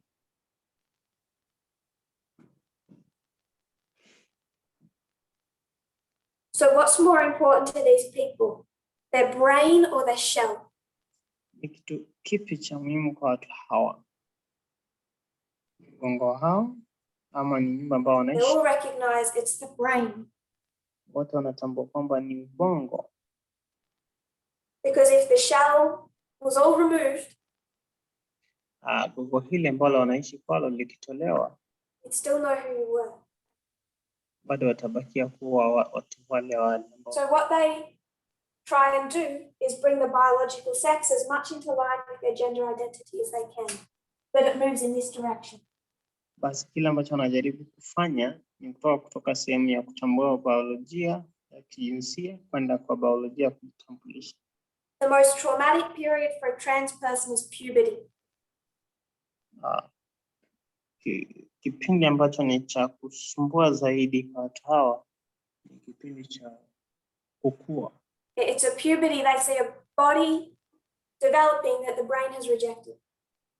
Kama kipindi cha adolescence, pale ambapo wanaona kwamba mwili unakuwa lakini akili imekataa. So through working with a doctor for a long period of time, multiple specialists, Kupitia kujaribu kufanya kazi kwa karibu na madaktari, through a rigorous process, na watu fulani especially kupitia kipindi cha wakati mgumu, then with the agreement of experts, alafu kwa kuambatana na kuelewana na again after a rigorous process, this does not happen easily. inafanyika baada ya kufanywa kwa mambo mengi. Mambo haya yafanyika kwa To urahisi. different degrees, they may try and get their biological sex into line with the gender identity.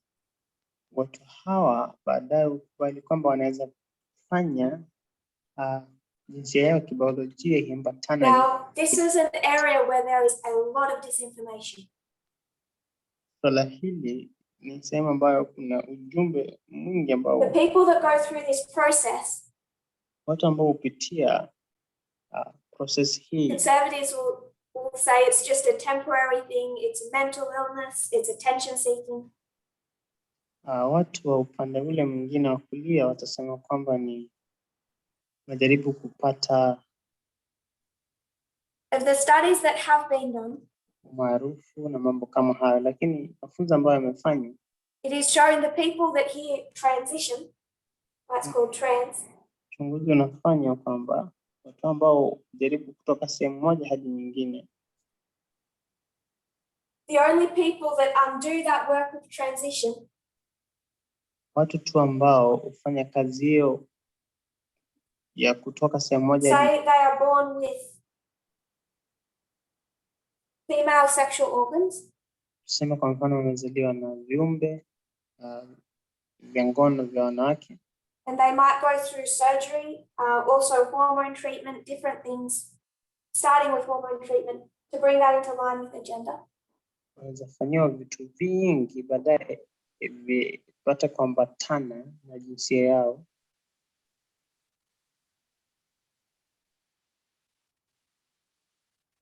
Conservatives will say that a large proportion regret that and then attempt to undo it.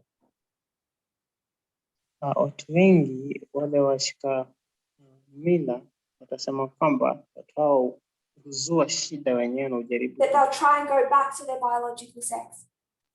basi wao hujaribu kurudi katika And they'll use that to argue that this is just some type of mental illness. wengine hujaribu kusema kwamba ni shida tu ya kiakili.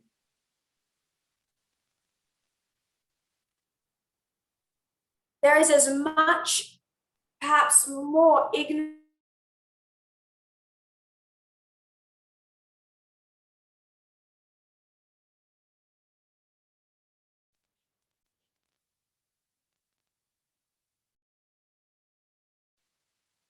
and that in itself, just that claim that conservatives make is just not true. Mambo haya ambayo washika mila husema si kweli.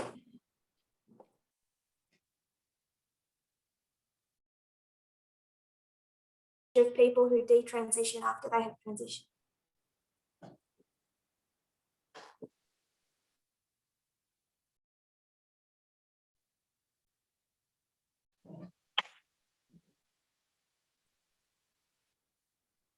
But of the studies that have been done, katika uchunguzi ambao umefanywa, it's shown that about less than 0.5% detransition. inaonyesha kwamba kiwango chini ya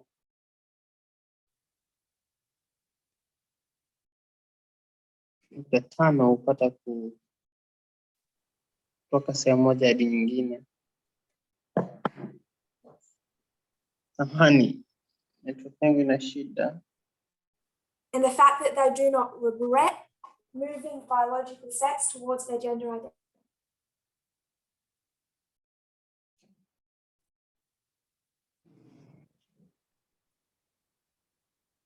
Shows that this is not a phase.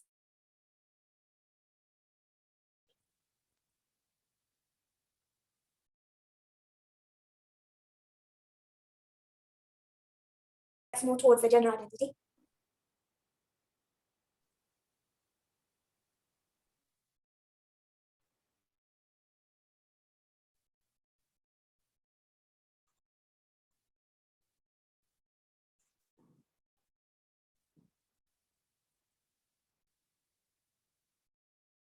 Not their biological sex as it was at birth, but their gender identity.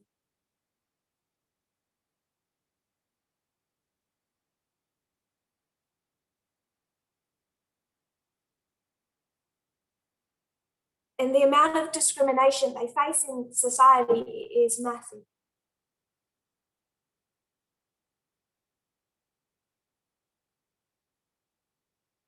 For example, 41% of trans people have attempted suicide. Tapeana mfano kwamba 41% ya watu wa jinsia This is not because they are more likely to have mental illness. Because it's a mental illness. Hii si sababu tosha kwamba watu hao wana shida ya kiakili. We keep tracing through this message, cause and effect. Najaribu kupata mfululizo katika ujumbe huu. The effect that discrimination has on vulnerable people. Kwamba shida ama chanzo ni kutokana na 70% of trans people have experienced harassment in a bathroom. 70% na zaidi ya watu hao wamepata kuharasiwa kwa njia tofauti tofauti. 70%. 17%. So they're looking for a place they feel safe. Basi watu hao wanajaribu kutafuta mahali ambapo wanaweza ishi. This issue about trans people in bathrooms began, as you would expect, in 2014. Swala hili lilianza mwaka wa 2015. Therefore, you should know that you as a priest are required to understand it. Basi unafaa kujua kwamba wewe kama kuhani unafaa uelewe mambo haya. Then you as a priest should not be surprised that approaching the formalization of this message, we need to discuss it. Na vile kama kuhani hufai kushtuka kwamba tutaelekea kuhusu kuweka mambo haya kihalali. Mambo haya lazima yajadiliwe. Began in 2014 in Houston. Ilianza mwaka wa 2014. Houston passed the HERO Act.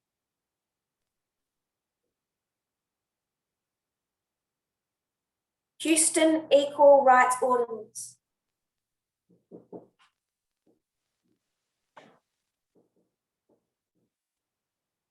And this was designed to be acts that would protect trans people. Kwa haya ambayo ni jina hili HERO ni vuguvugu ambalo lilikuwa na not just trans people, women. Pigania usawa. Ni vuguvugu ambalo lilenga It prohibited discrimination wa jinsia kwa wanawake against people based on a variety of traits. Ilianza kuzungumzia mambo ya kubagua watu kuhusiana sababu ya sifa, particularly sexual orientation and gender. Kwa sababu ya swala hili la jinsia. It was designed to fill in a gap. Iliundwa ili kujaza because in most states LGBT people are not covered by the current anti-discrimination laws. Sababu katika sehemu nyingi katika Amerika watu wa kuoa jinsi moja As you would expect, sheria. Vile ambavyo utatarajia, the stream that we know to be problematic reacted. Kwamba ile kitu ambacho tunatarajia kuwa shida huleta shida. They reacted in 2015, the Republican Party. Watu hao ambao tutajua wataleta shida mwaka 2000 that they had a problem. Lakini wana shida. Most people in the community, that the majority supported Hero. Na kwamba watu wengi katika jamii walipata kuunga mkono vuguvugu hili lilikuwa linapigania usawa. So how do you turn the tide of public opinion?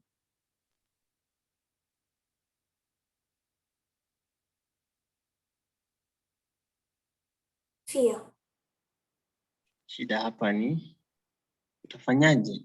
This is when they started introducing the idea that this would endanger women in bathrooms and change rooms.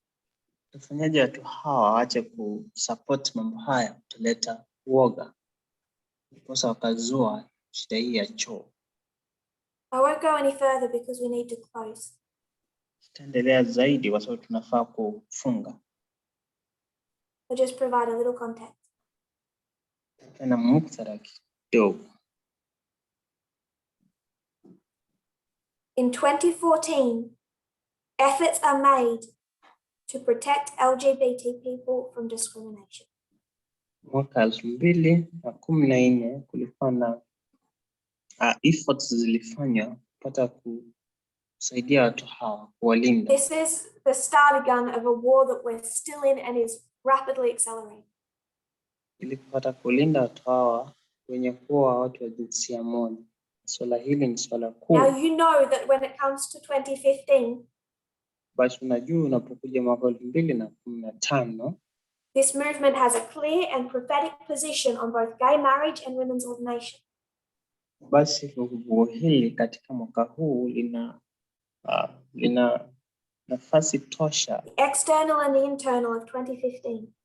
Kuhusu swala la kuoleka makuwa watu. We've been teaching that since the Brazil school in 2019. Tumekuwa tukifunza mambo haya kutokana na makambi ya Brazil mwaka 2.5 years ago. 2019, mwaka 2.5 iliyopita. To change public support for Hero, conservatives latched on a tried and true plan.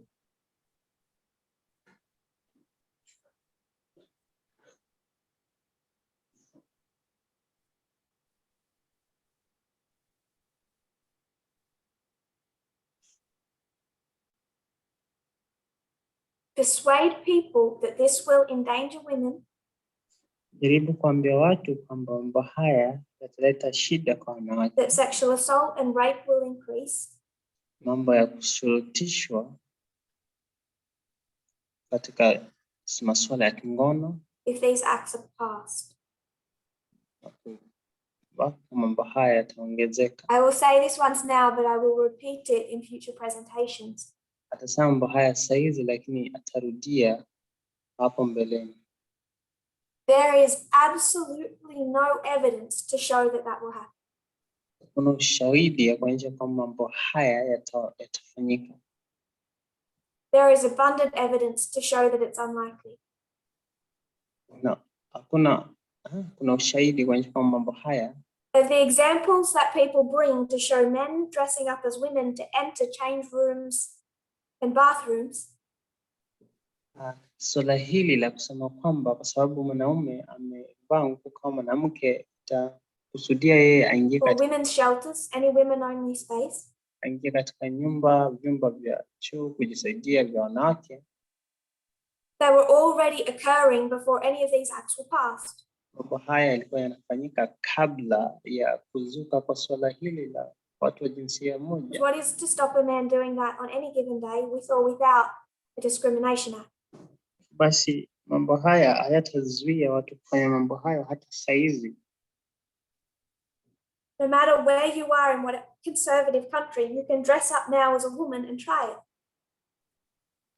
Iweje mahali popote ama sehemu yote uliopo na wewe ni mtu wa kushika mila. And the areas that have brought in these rules and allowed trans women into women-only spaces, na ujaribu kuvaa nguo kama mwanamke, kwa mfano uingie katika vyumba vya wanawake, na mahali mambo haya yamefanyika, have not seen any uptick in sexual abuse or rape. Mambo haya ambayo yamefanyika kwa wale watu wa zaidi ya jinsia moja ukiingia katika vyumba vya wanawake, This is shida yoyote. But worse, it's a deliberate tactical plan. Kwamba swala hili ni swala tu lenye azimio lake limejificha.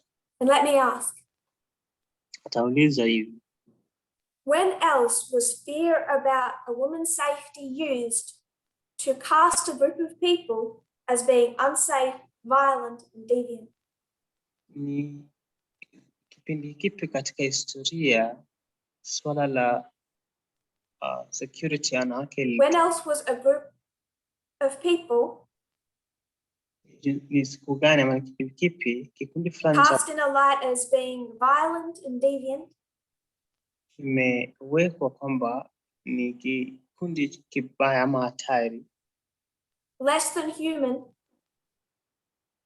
kwamba si watu, so we needed to take action, strong action, basi walihitajika kufanya mambo fulani kwa nguvu. I'll give you a hint. Tupatia to protect white women.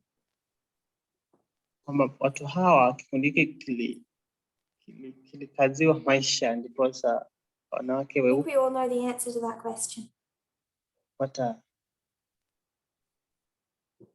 It was one of the main reasons or excuses made for segregation. Hii ilikuwa ni sababu moja ama chanzo ya watu kufanya mambo haya kwa sababu ya the idea that not just black women, black men, but also black women would put white women in danger.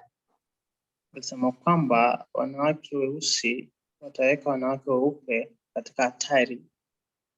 So he had to justify keeping even black women outside of white women's spaces. Basi wakasema kwamba ni vizuri wanawake weupe wapate kuwekwa sehemu fulani, ndipo wanawake weusi wasiwafikie. Now, women need protecting. Not because of a physical weakness. Basi wanawake wanafaa kulindwa si kwa sababu ya unyonge wao, but because of ignorance and social stigma. Mbili kwa sababu ya kutojua na unyanyapaa.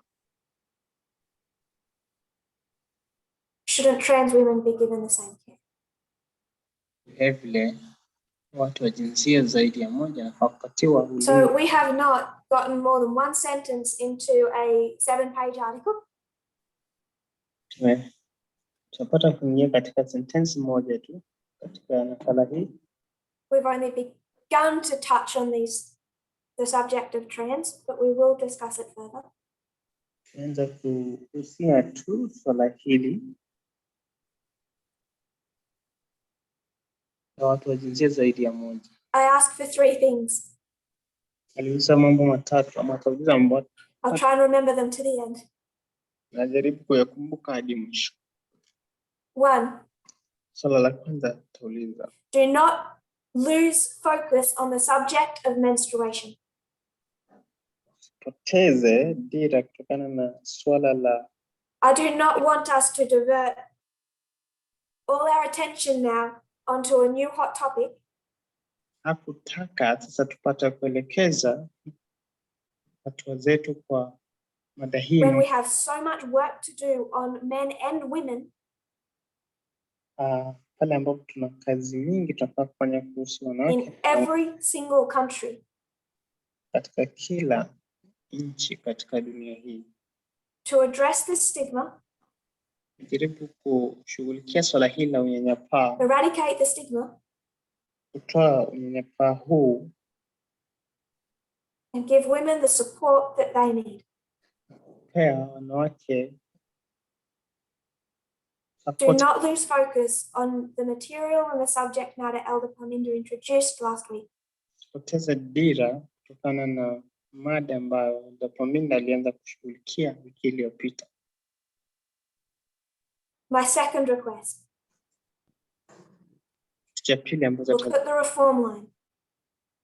Angalia laini za matengenezo. Remember two streams of information. Kumbuka sehemu mbili za kupata ujumbe. Remember that we have been saying for over a year and a half that this movement is not done understanding gender. Kumbuka tumekuwa tukisema zaidi ya miaka 2.5 kwamba vuguvugu hili halijamaliza kushughulikia swala la jinsia. Therefore, each one of us should be happy and willing and ready to unlearn and relearn. Basi kila mmoja wetu anafaa kuwa ana furaha kusoma na kuacha mambo mengine kuhusu swala hili. Just as God has been asking you to do for years now. Ndio kile Mungu amekuhitaji tufanye kwa miaka sasa. My third request. Swala la tatu. Handle yourself wisely on social media.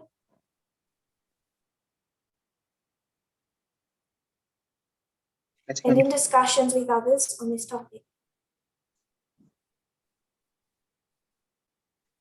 Trans subjects, the cause of trans might just seem like a scientific discussion to you. Swala hili la watu wa jinsia zaidi ya moja inaonekana kuwa swala la sayansi kwa. For some people it's intensely personal and painful. Kwa watu wengine ni swala la kibinafsi na swala la uchungu zaidi. Recognize that you have a degree of ignorance. Gundua kwamba kuna I'm just going to state a large degree of disinformation.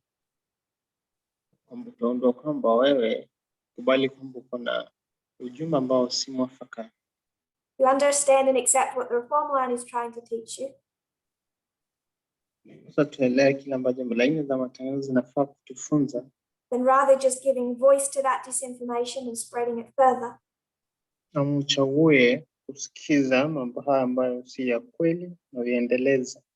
Independently, quietly educate yourself. Kwa njia ya kibinafsi, jaribu kujinufaisha na elimu, kuelimika. The education on these subjects, as far as I am able to give it, will continue in future presentations.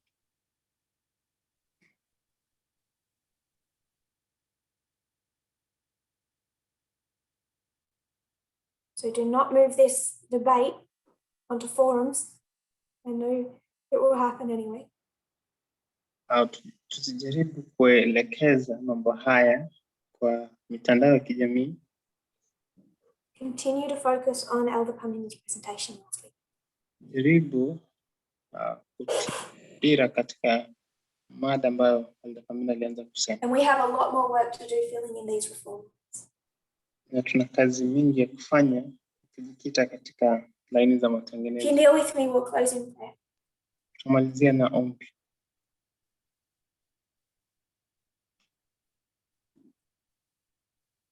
Dear Lord, Bwana, thank you for how you have been teaching us. Nakushukuru vile ambavyo umekuwa mzuri kwetu.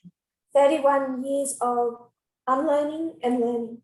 Miaka 31 ya kusoma na kuacha mambo mengine.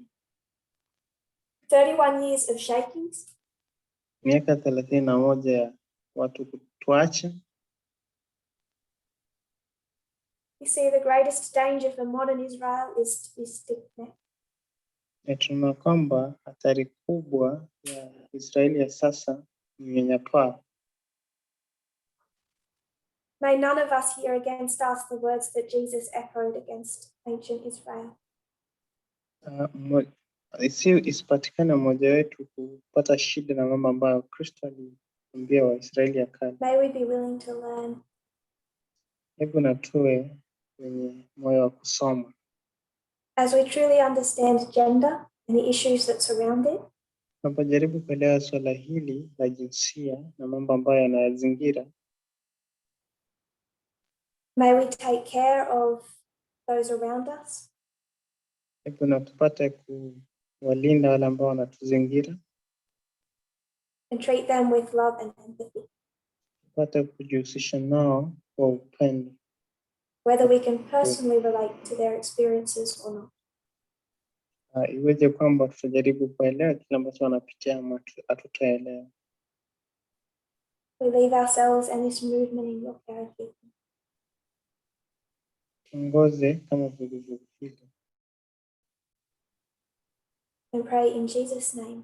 Amen. Tunaomba katika jina la Yesu Kristo. Amen.